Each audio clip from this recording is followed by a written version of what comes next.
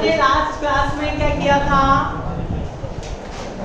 कार्तीय निर्देशांक पद्धति के रूप में लाप्लास समीकरण निकाली थी। एक बार अपन ने 2D द्विमीय के रूप में लाप्लास समीकरण निकाली, द्विमीय कार्तीय निर्देशांक पद्धति के रूप में।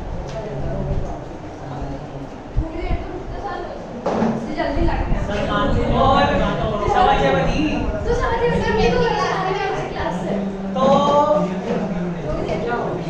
पहले अपन ने अब आवाज बंद कर लो। तो पहले अपन ने लाप्लास समीकरण निकाली। कुछ बोल रहा हूँ मैं, इधर देख लो। इधर लग रहा है तुम आए नहीं, दीवार को पढ़ा दो।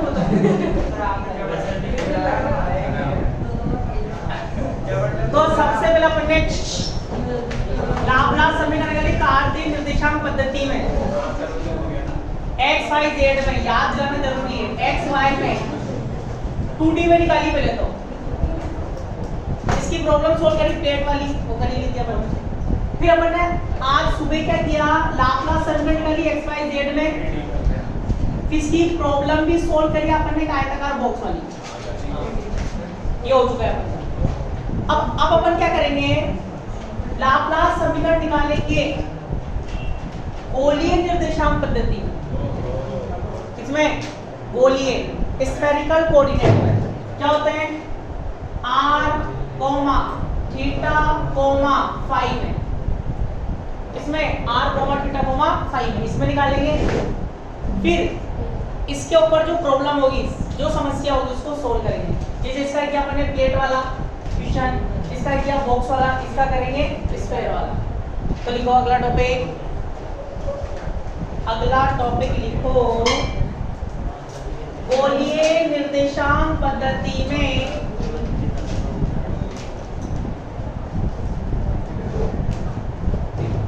गोलीय निर्देशांक पद्धति में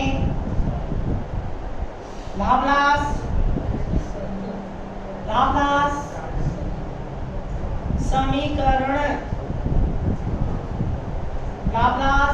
समीकरण अंग्रेजी वाले लिखो लाप्लास इक्वेशन।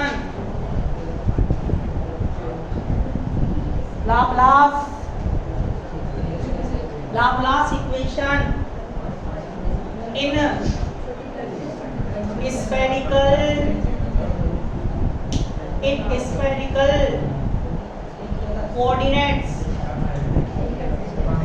spherical coordinates।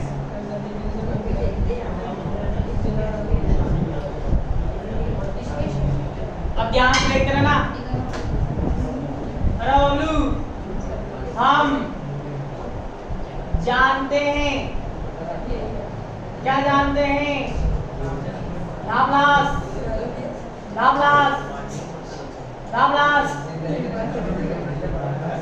समीकरण क्या होती है?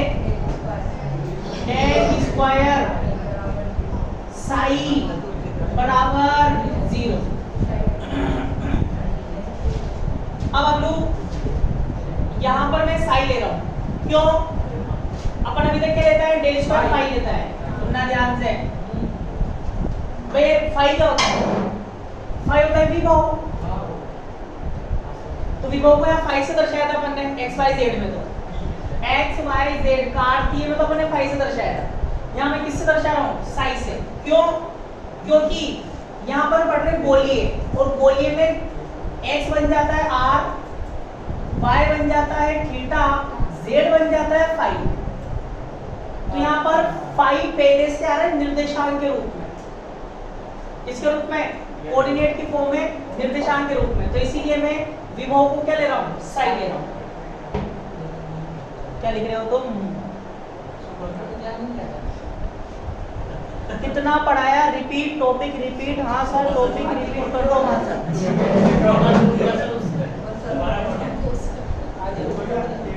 कुछ नहीं पढ़ाया, टॉपिक लिखो। गोलीय निर्देशांक पद्धति में बोलिए निर्देशांक पद्धति में लाप्लास समीकरण। बोलिए निर्देशांक पद्धति में लाप्लास समीकरण, बस ये लिखा है। हम जानते हैं लाप्लास समीकरण ये होती है, बस ये लिखा है, कुछ नहीं लिखा। तो मैंने क्या बताया अभी, फाई को मैं लिख रहा हूँ साई, को किसके रूप में ले रहा हूँ साई, क्यों? क्योंकि फाई पहले से आएगा अपने पास निर्देशांकों के रूप में। अब बताओ, चलो बोलू, अब बताओ डेल स्क्वायर का मान, अगर अपन कार्तीय निर्देशांक पद्धति में हल करते हैं तो डेल स्क्वायर का मान भी x y z में रखते हैं, जो कि अपन ने रख चुके हैं। अब बताओ कौन सी पद्धति चल रही है, बोलिए। तो डेल स्क्वायर का मान बताओ, लाप्लासियन संकार जिसको बोलते हैं, लाप्लासियन ऑपरेटर का मान बताओ, बोलिए निर्देशांक पद्धति में क्या होता है। फर्स्ट ईयर में लिखाया था,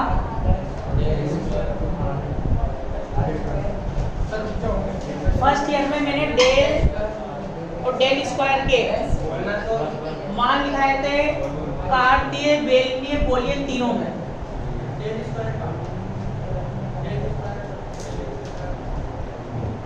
तो मान रखना बोलिए में, तुम्हें याद नहीं होगा। 1/r square del upon del r, r del psi upon del r.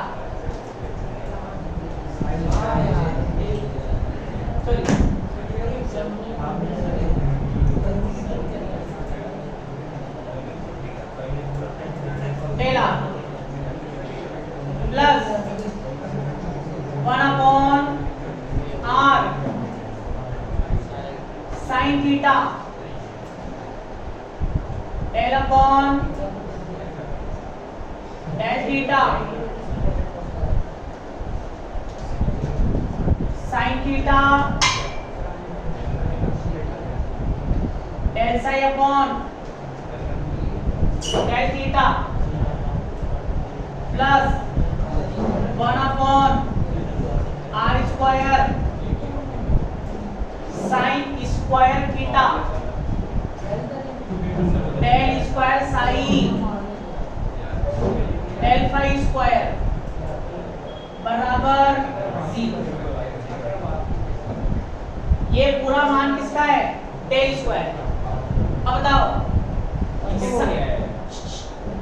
Del square का मान है अपन ने, तो यहाँ साई आर का भी फलन है, साई थीटा का भी फलन है, साई फाई का भी फलन है, अतः साई के कितने हल होंगे, 3। और किसका उपयोग करेंगे अपन यहाँ पर, चर पृथक्करण विधि का। तो लिखो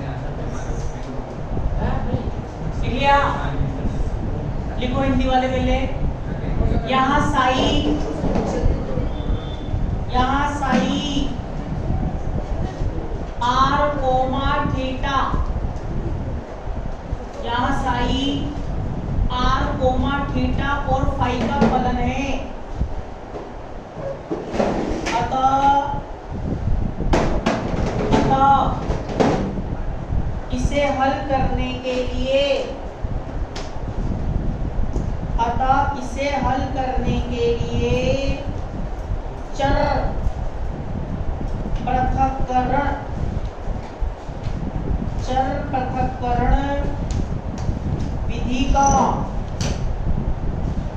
उपयोग करते हैं।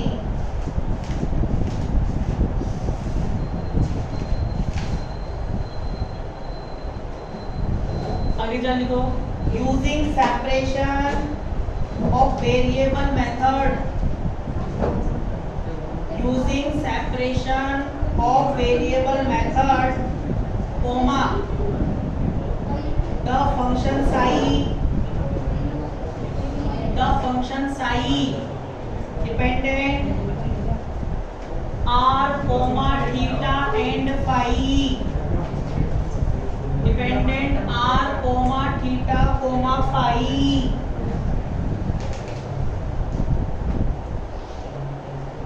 can be written as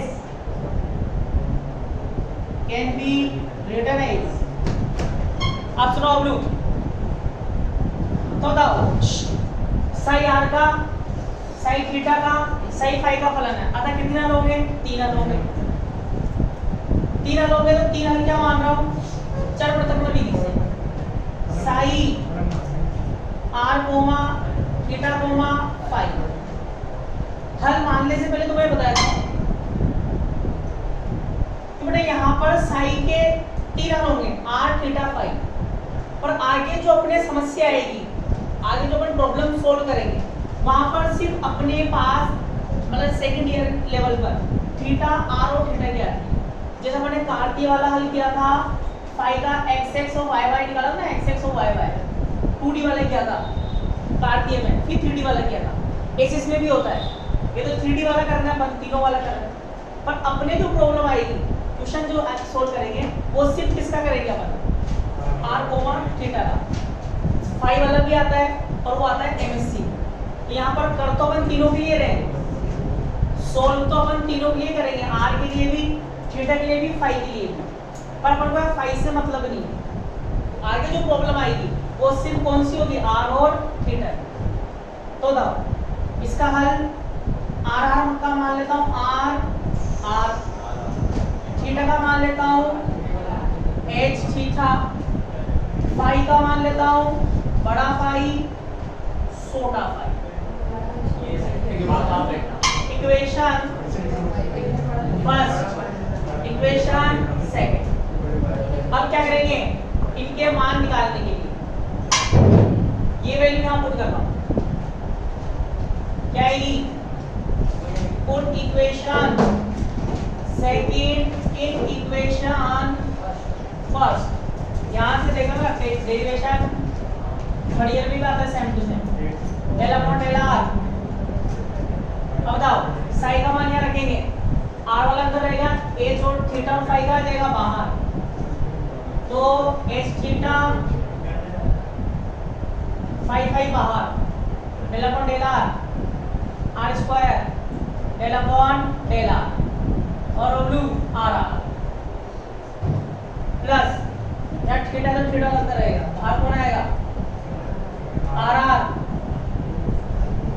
phi phi upon r square sine theta del upon del theta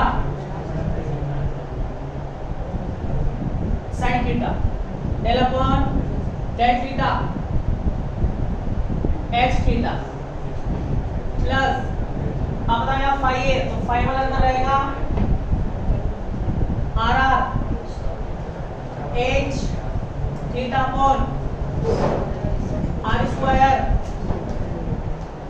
sign square theta del square upon del sine square जाएगा फाई फाई बराबर 0। फिर क्या करेंगे? क्या करेंगे? दोनों ओर आर आर थीटा और फाई का भाग देने पर, भाग दे देना, मैं इसमें लिख दूंगा, देखो फटाफट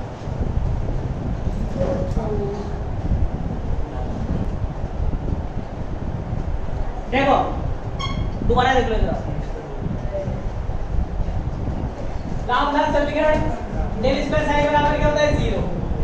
पद्धति चल रही है गोलीय निर्देशांक पद्धति, कौन सी गोलीय, तो गोलीय में डेल स्क्वायर का मान है ये पूरा, साइड में लिख भी देता हूं, ऊपर लिख भी लो, ये लो डेल स्क्वायर का ये मान लिख देता हूं तुम्हारी सुविधा के लिए, 1/r square del upon del r square del upon del r, ठीक है, plus 1/r square sin theta del upon del theta sin theta del upon del theta plus 1/r square sin square theta del square upon del phi square, ये पूरा मान होगा। अब देखो अगर यहाँ साई आएगा, यहाँ अगर साई आएगा तो यहाँ साई, यहाँ साई, यहाँ साई लिख देना है, यहाँ पर ये तो है डेल स्क्वायर, देखो यहाँ साई आ रहा है तो साई साई साई, कुछ और आएगा, कुछ और कुछ और कुछ और,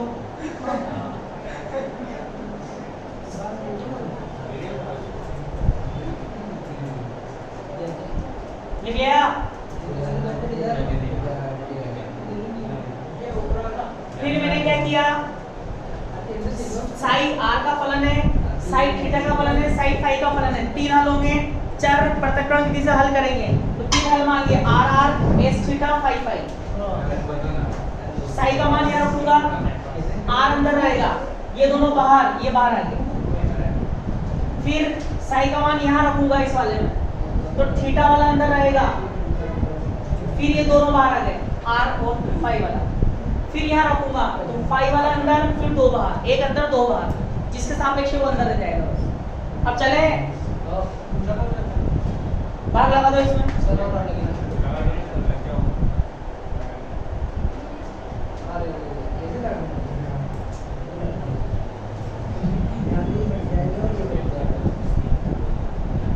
भाग लगा दिया, मैं यही लिखा हूं इसी में, ध्यान देना हम लोग, भाग देने पर यहाँ भाग दोगे, तीनों का भाग दोगे, दो कट जाएंगे तो सिर्फ क्या बचेगा यहाँ पर, अपॉन में 1/r, यहाँ भी दो कट जाएंगे, सिर्फ कौन सा बचेगा, h थीटा, यहाँ भी दो कट जाएंगे, सिर्फ क्या बचेगा, phi phi r square sine square, ये बचेगा। फिर क्या कर रहा हूं, आर स्क्वायर से गुणा करने पर, क्यों कर रहे हैं, क्योंकि यहाँ पर देखो ये थीटा का फंक्शन है पर यहाँ आर भी आ रहा है, ये फाई का फंक्शन है यहाँ भी आर आ रहा है, तो इस आर को हटाने के लिए आर स्क्वायर से गुणा करूंगा तो यहाँ क्या बचेगा, 1/r del upon del r square del upon del r are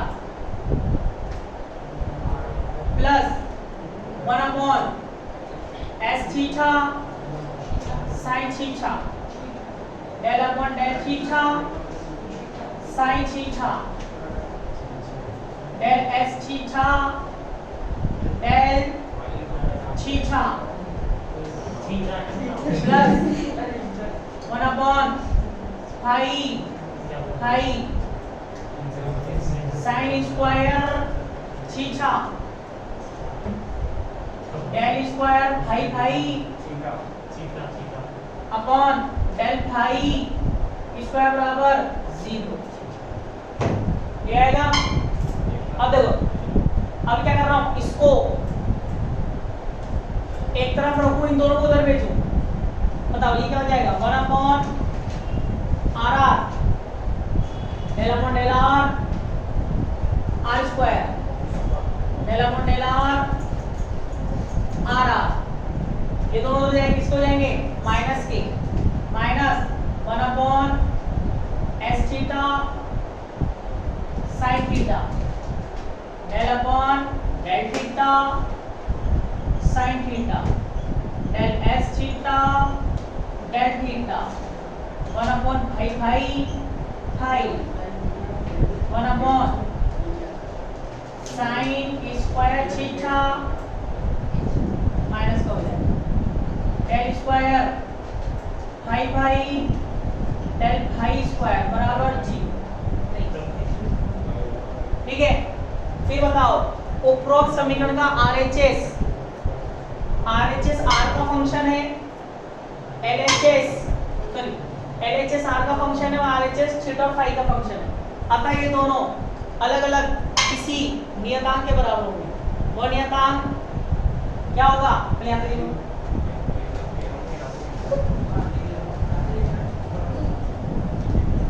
भाग लगाने के बाद ये बनेगी, फिर इसका सुमा करके ये बनेगी, उनको तो भेजते ये बनेगी।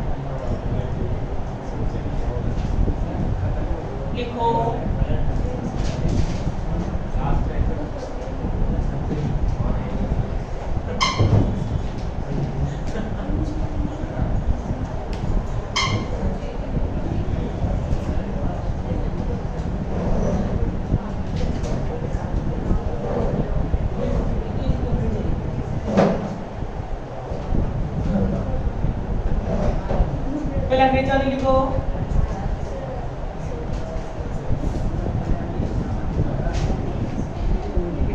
Left hand side LHS in this equation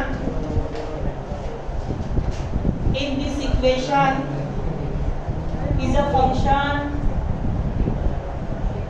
function of r only, small r, function of small r only, comma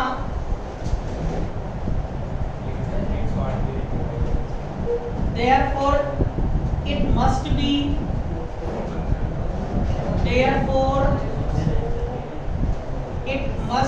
equal to some constant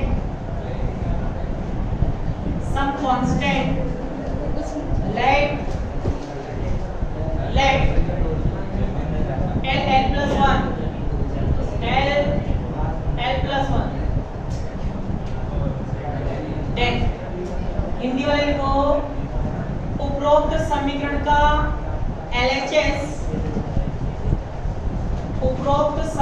का LHS R का फलन है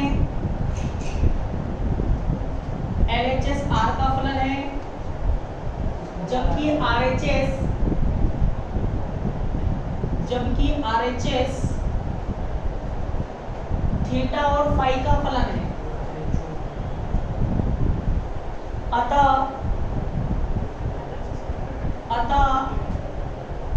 ये दोनों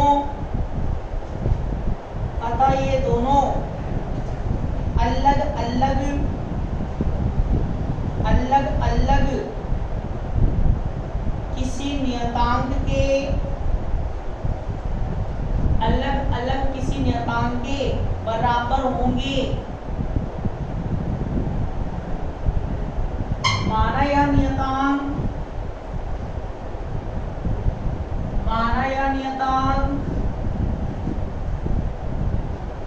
देखो L प्लस 1 है, L प्लस 1 है। अब साइलेंट मोड पर सुन लेना L प्लस 1 क्यों लिया। अब ना कोई बच्चा कहे सर पहले तो आप अल्फा स्क्वायर ले रहे थे, बीटा स्क्वायर ले रहे थे, गामा स्क्वायर ले रहे थे, मतलब द्वितीय कोटि का ले रहे थे, पर यहाँ पर ये तो द्वितीय कोटि का है ही नहीं बबलू, ये भी द्वितीय कोटि का ही है। क्या है? द्वितीय कोटि का ही कांस्टेंट है, सेकंड ऑर्डर का ही। जहां पर A क्या है? कक्षीय क्वांटम संख्या। सुनना ध्यान से, कक्षीय क्वांटम संख्या है ये, ऑर्बिटल क्वांटम नंबर। क्यों कक्षीय क्वांटम संख्या के रूप में क्यों ले रहे हैं? क्योंकि बेटा किस डेरिवेशन से थर्ड ईयर में जाओगे, इस डेरिवेशन से परमाणु की व्याख्या होती है। परमाणु कैसा होता है? गोल। परमाणु की व्याख्या गोलीय निर्देशांक पद्धति से ही होती है। तो इस डेरिवेशन से परमाणु की व्याख्या होती है, एटम की व्याख्या होती है। और एटम में क्वांटम नंबर क्या क्या होते हैं? L होता है, N होता है, M होता है, S होता है। ये होता है? बताओ L किसको डिसाइड करता है? L डिसाइड करता है K, M, L,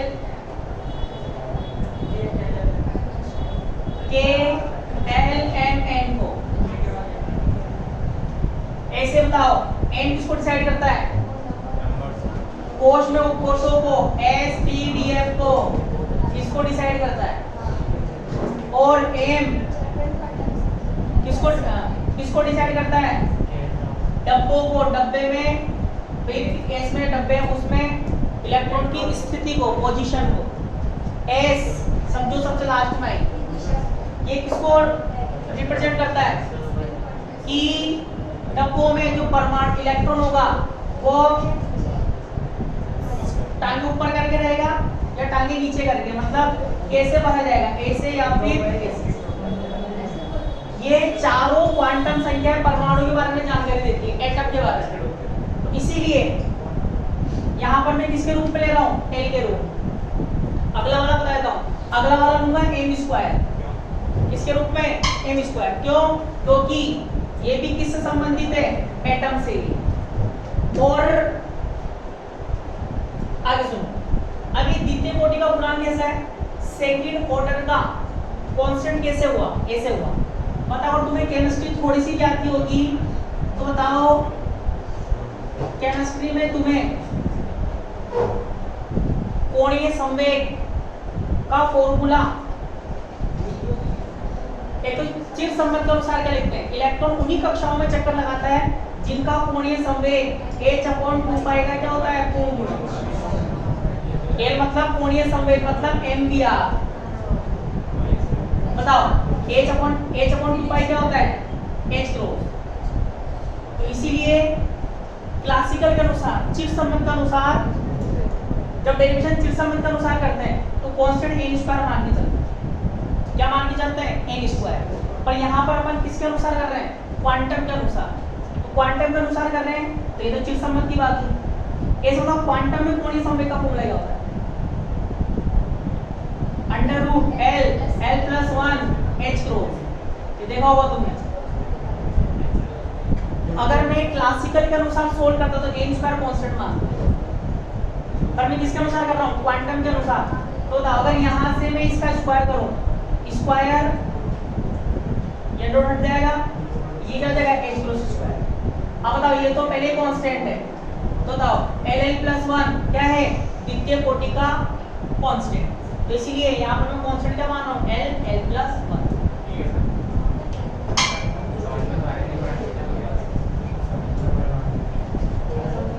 तो बताओ ये कौन सी इक्वेशन आएगी, कौन सी आएगी, ध्यान देगा, इसको मैं किसके बराबर मान रहा हूं, तब 1/r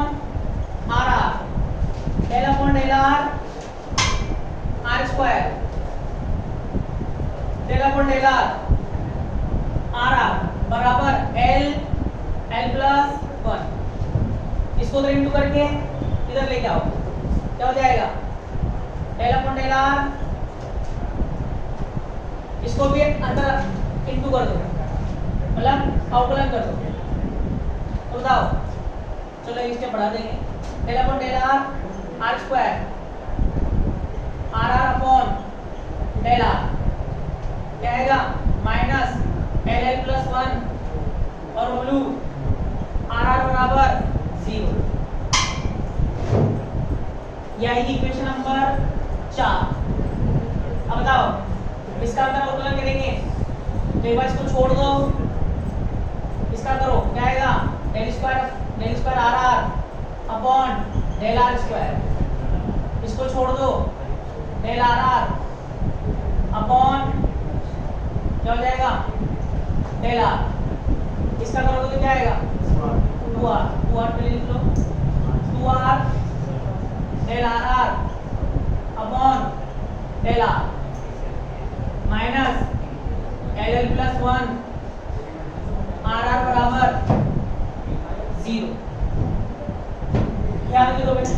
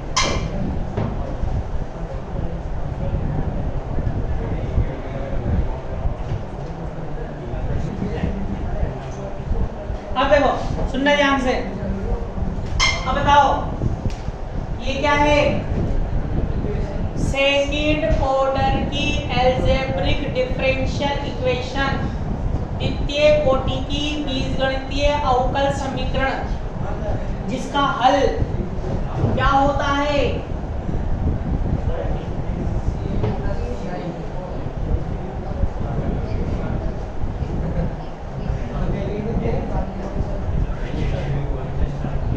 क्या लिखेंगे,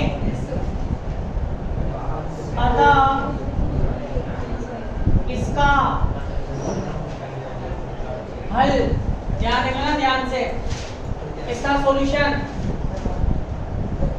RR, बताओ क्या लिखना है मन, एक तो लिखते हैं A1 A2 लिखा था ना, कांस्टेंट आता है, एक लिख रहा हूं मैं AL, दूसरा लिख रहा हूं BL, चाहो तो A1 A2 लिख सकते हो, AB भी लिख सकते हो, पर ये इक्वेशन L पे डिपेंड करती है, इसलिए क्या लिख रहा हूं मैं L, और R की फॉर्म में तो R R। अब L के दो मान, एक तो L मान है तो R की पावर L, और एक कौन सा मान है माइनस ये वाला माइनस L + 1, जो कि क्या है इसका सॉल्यूशन। इक्वेशन 4, इक्वेशन 5 और इक्वेशन 6 ये लिखो, 6 लिखो।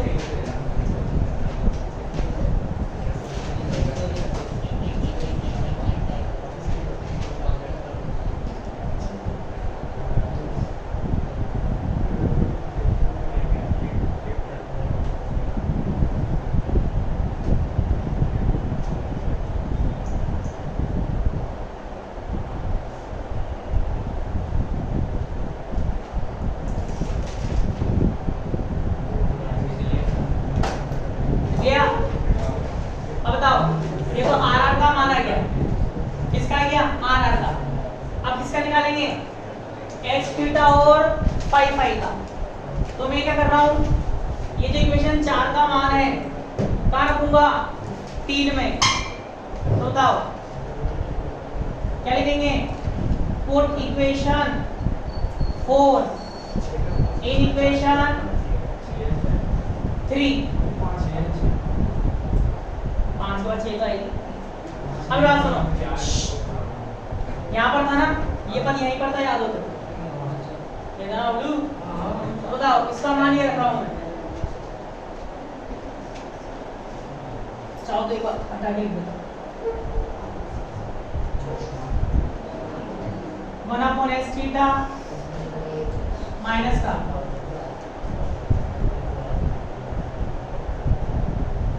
sin थीटा और क्या है del upon del theta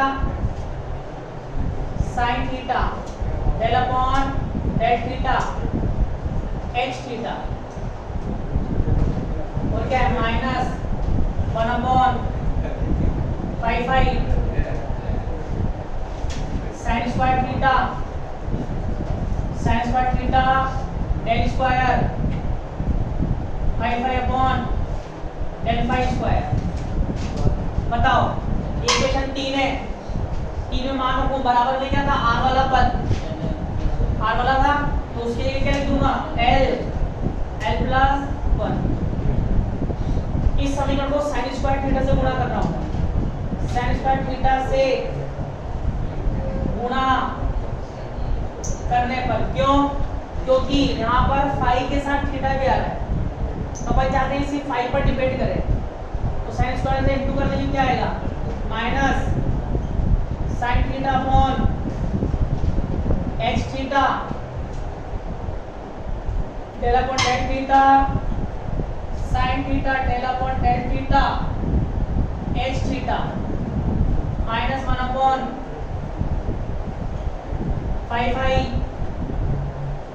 del square 5 del 5 square l plus 1 sin square theta. इसको उधर ले आओ, इसको उधर ले जाओ, minus sin theta h theta del upon del theta sin theta del upon del theta h theta क्या आएगा माइनस का l plus 1 sin square theta और 1/5 del square 5 upon del 5 square. Equation कौन सी आएगी 7। फिर वही वाली बात, उपरोक्त समीकरण का LHS थीटा का फलन है, RHS फाई का फलन है, अतः ये दोनों अलग अलग किसी नियतांक के बराबर होंगे, माना ही नियतांक m स्क्वायर। देखो फटाफट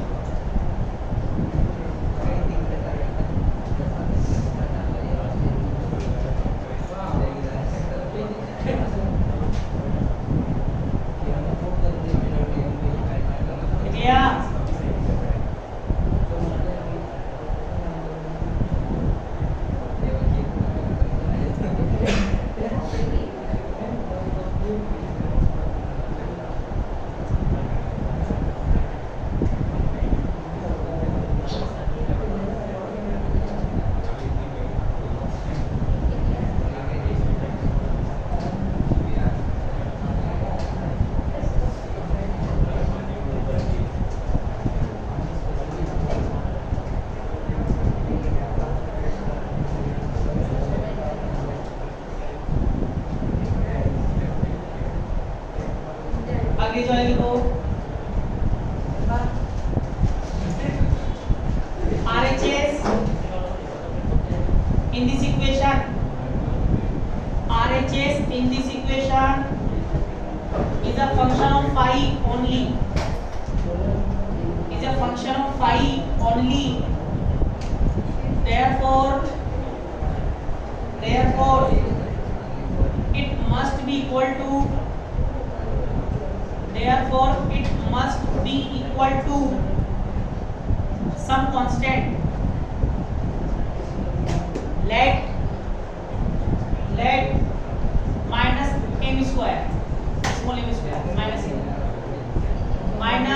m square, हिंदी वाले लिखो उपरोक्त समीकरण का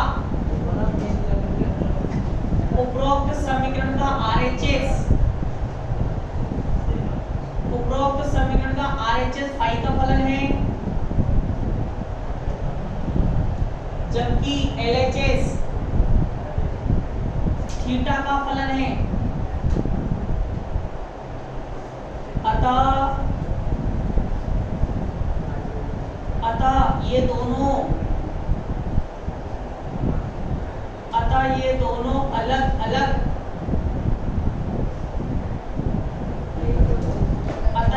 अलग अलग किसी नियतांक के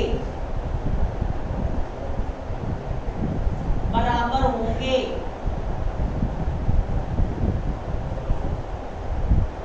माना यह नियतांक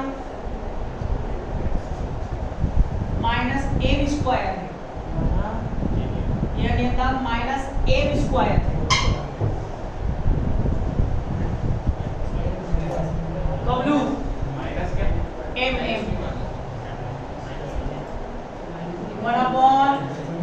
1/5 del square 5 del phi square बराबर क्या माना माइनस का m स्क्वायर, ध्यान देख लेना, del square 5 del phi square, इसको कर लेके जाएंगे तो उठा के ले आओ, प्लस का m स्क्वायर 5 बराबर 0। इक्वेशन 8, इक्वेशन 9 कोई क्या बन गई, द्वितीय कोटि का अवकल समीकरण, सेकंड ऑर्डर का डिफरेंशियल इक्वेशन। अतः इसका हल, अब आप सुनो, हल क्या लिखेंगे इसका 5 यहां देख लेना, क्या लिखूंगा e की power plus minus iota m5। ये क्यों लिखा सुनना ध्यान से, मैंने आपको बताया था हल दो तरीके से लिख सकते हो, एक तो लिख सकते हो a1 साइन के रूप में प्लस a2 कोस के रूप में लिख सकते हो, और क्या लिख सकते हो a1 e की पावर प्लस आयोटा के रूप में प्लस a2 e की पावर माइनस आयोटा के रूप में। पर मैंने तुम्हें शुरू से बोला, स्टार्ट में बोला क्यों, क्योंकि यहाँ पर सोल्व तो अपन तीनों के लिए कर रहे हैं, किसके लिए, थीटा के लिए, आर के लिए, फाई के लिए। पर आगे जो अपने पास समस्या आएगी, जो आगे जो टॉपिक आएगा वो सिर्फ किसका आएगा, आर और थीटा पे डिपेंड करने वाला, फाई वाला नहीं आएगा, ठीक है। तो इसीलिए यहाँ पर अपन पूरा ना मानकर फाई को वैसे अपन को 0 करना पड़ेगा। तो फाई का मान, फाई को हटाने के लिए मैं क्या कर दूंगा, m का मान ले लूंगा 0, m का मान 0 लूंगा तो e की पावर 0 क्या हो जाएगा, a, तो फाई वाला पद हट जाएगा। तो फाई अपन को हटाना है, इसीलिए मैं यहाँ पर पूरा ना लिखकर शॉर्ट में लिख देता हूँ ऐसे, क्योंकि फाई से अपन मेरा मतलब नहीं है। अगर आगे समस्या सोल्व करनी पड़ती फाई की भी तब अपन पूरा लिख सकते थे, पर आगे फाई से कोई मतलब नहीं है, इसीलिए अपन फाई को इस रूप में लिखते हैं। चाहो तो आगे कांस्टेंट भी लगा सकते हो, पर कांस्टेंट का भी कोई मतलब नहीं है, इसीलिए इसको ऐसे लिखेंगे। इक्वेशन 10, तो दो हल आ गए, एक आ गया आर का, एक आ गया फाई का। अब किसका बचा,